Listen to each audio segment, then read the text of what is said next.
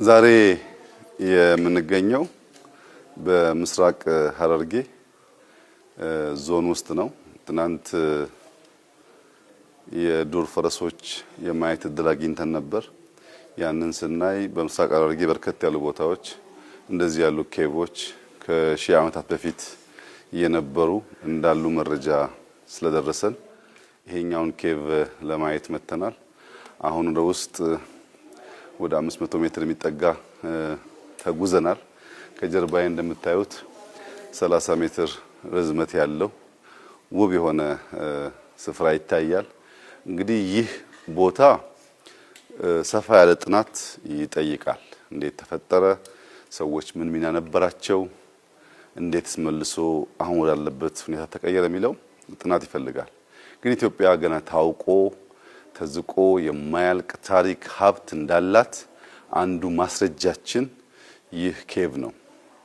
በዚህ ዋሻ ውስጥ በአይን ብቻ በጣም ነጭ ከእብነበረድ የነጡ የድንጋይ አይነቶች አይተናል። ላይምስቶን መሳይ ነገሮች አይተናል። ግራናይት የሚመስሉ ነገሮች አይተናል። ከዛም ያለፈ ሚክስቸር ያላቸውን ድንጋዮች አይተናል። ይሄንን በእውቀት በጥናት ምንድናቸው፣ ከምን መጡ፣ እንዴት ተሰሩ የሚለውን ማየት ይፈልጋል። አንዳንዱ ቦታ ያሉ ዋሻዎች የውሃ መስመር እንደሆኑ የሚነገሩ አሉ። ግን ይሄኛው እንደምታዩት የውሃ መስመርም አይደለም።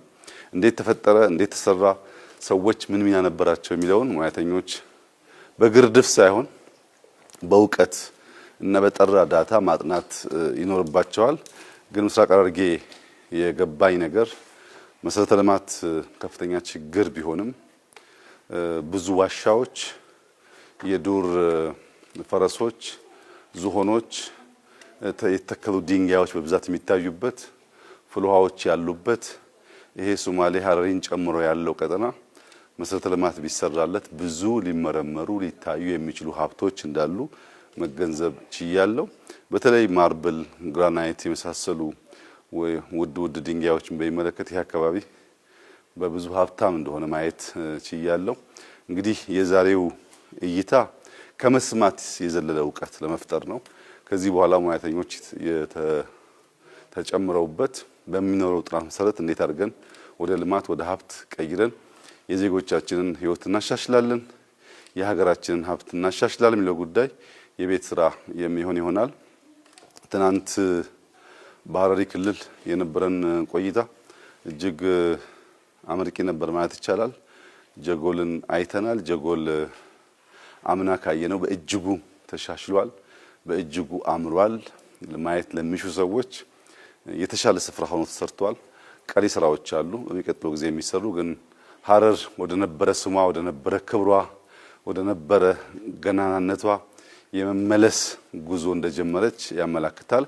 የሐረሪ ህዝብ፣ የሐረር ከተማ ህዝብ ከተማውን ለመቀየር ለማስተካከል የተለየ ሀብት ኖሮት ሳይሆን የተለየ እውቀት ኖሮት ሳይሆን ሀገሬ መቀየር አለባት፣ ስሟ ክብሯ መመለስ አለበት በሚል እምነትና ሐሳቤ በመነሳሳት ከክልሉ መንግስት ጋር በመሆን ሐረሪን በእጅጉ እያስዋቡ ይገኛሉ።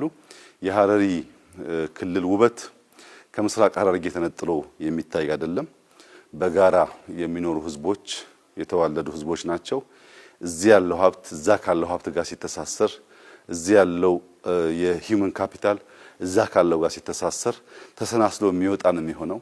እስከ ሶማሌ ክልል ይቀጥላል። ጅጅጋ ከዚህ በቅርብ ርቀት ያለ ቦታ ነው።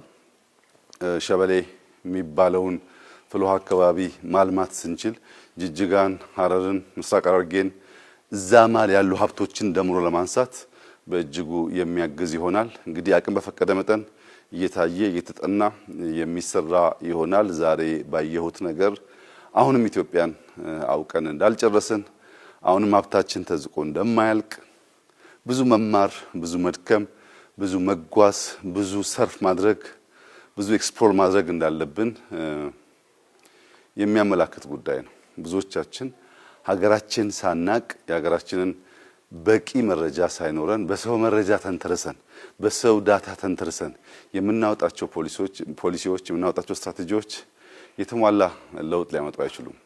አንድ ሀገር በራሱ ሶቨሪን በሆነ ዳታ ላይ ተንተርሶ የሚሰራው ፖሊሲ ሪያሊስቲክ ነው፣ የሀገሩን መልክና ቅርጽ ያሳያል። ነገር ግን በሌሎች መረጃ ላይ ተንተርሰን የምንሰራቸው ማንኛውም ፖሊሲዎች የእኛን አሁናዊ ሁኔታ ስለማያሳዩ የተሟላ ለውጥና ልማት ሊያመጡ አይችሉም እና የዳታ ሶቨርኒቲ ዳታን በራስ ማወቅ፣ ሀብትን በራስ ማወቅ፣ በራስ ልክ መለካት በእጅጉ አስፈላጊ ነው።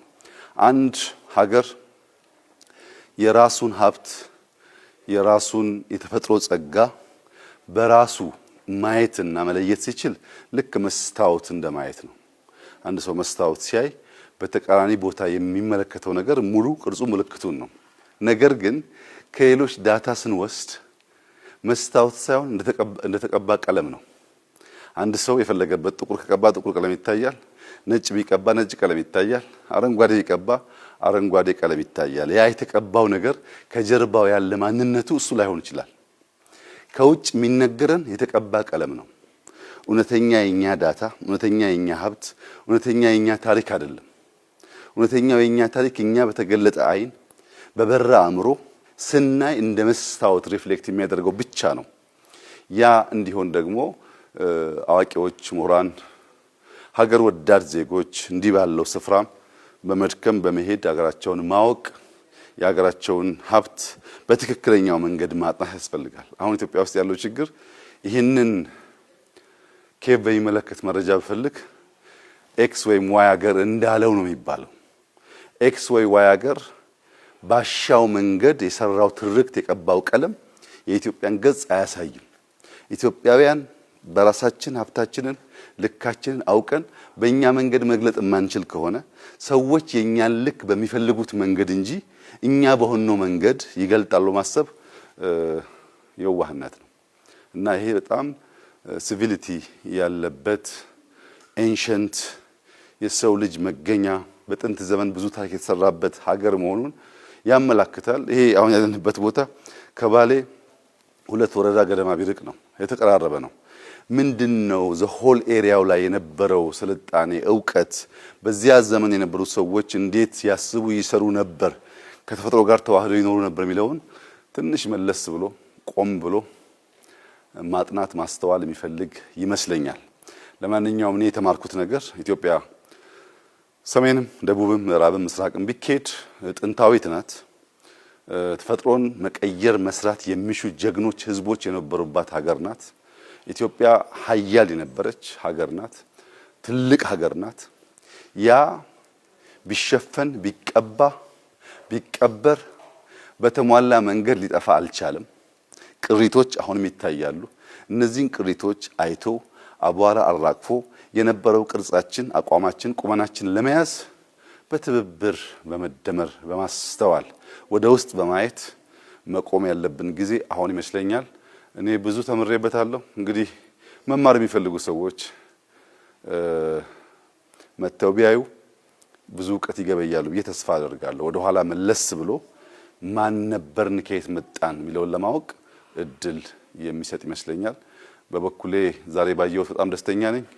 የምስራቅ ሐረርጌ ህዝብ ላደረገልን አቀባበልና ግብዣ እጅግ አድርጌ አመሰግናለሁ። የዞኑን አስተዳዳሪ ምስኪን እንዲያው አመሰግናታለሁ። ገፋፍታን ያመጣችኝ ባየሁት ደስ ብሎኛል። ተመላልሼ እንደመጣ ተስፋ አደርጋለሁ። እንግዲህ ኢትዮጵያ አሁንም ታውቃ፣ አሁንም ተቆፍራ፣ አሁንም አቧራው ረግፎ ያላለቀ ብዙ ምስጢር ያላት ሀገር መሆኗን መገንዘብ በመቻሌ እጅግ አድርጌ ላመሰግን ወዳለሁ። ጥሩ ቆይታ ነበረን። ቀሪውን ታሪክና ትውልድ ፈልፍሎ የሚያወጣው ይሆናል። አመሰግናለሁ።